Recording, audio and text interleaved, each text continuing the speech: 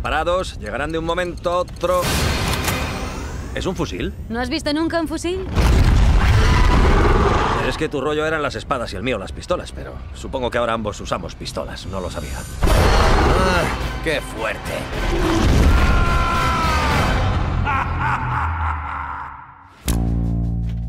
How were you convinced to work on this sequel? Really, I was doing the Hateful Eight press tour, and all of a sudden people like you were asking me, are you going to play Peter Quill's father in Guardians of the Galaxy 2? And I just didn't know what they were talking about. Now, I hadn't happened to see the first one. I knew of Guardians of the Galaxy, but I just didn't know any of the story. And the next day, I was approached. And so I said, well, I need to see the first one and I need to read the script. When I did, I got why they were coming to me to play Chris's dad. It made sense. I brought the right baggage and all that. But, you know, you were joining something that people loved very much the first time around. And all you want to do is make sure that or at least give it the best try you can, that you're going to measure up to that and do something that you think that the audience can have at least as good a time with, or maybe even better. And I thought that the script did offer that possibility, and then it was just a matter of speaking with James and understanding who it was I was really going to be playing and how we were going to go about it. I've heard, and I don't know if it's true or not, that it was Chris Pratt's idea to call you. I don't know about it specifically. I've heard James and Chris talk about it. I don't know which one of them kind of approached the other one. But they were going to talk about it, I guess. I'm assuming James, you know, James runs the show. James is James' baby. He's got his hands on this and a firm grasp of what it is he's going to do. So my inclination would be that he asked Chris, you know, who do you see?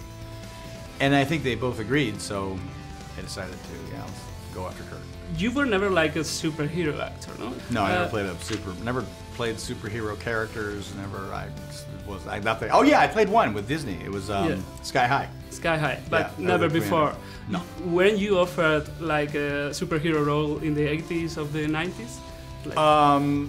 Yeah, actually I was. I don't remember which ones they were. I know that we talked about some of the movies that were going to be made into sequels at that time, some big movies, and I said I don't even want to really get very far into the weeds on it because I don't want to be locked into a character, 3 or 4 or 5. It's just not something I wanted to do, so I pretty much stayed away. So you wouldn't have liked being Superman, for example?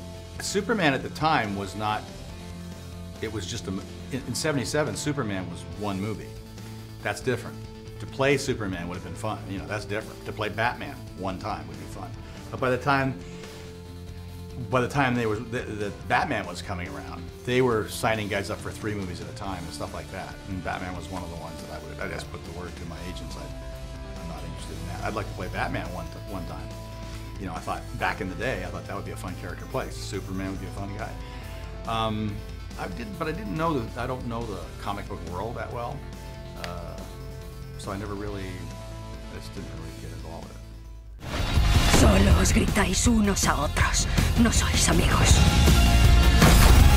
No, somos familia. Menos ella, quizá.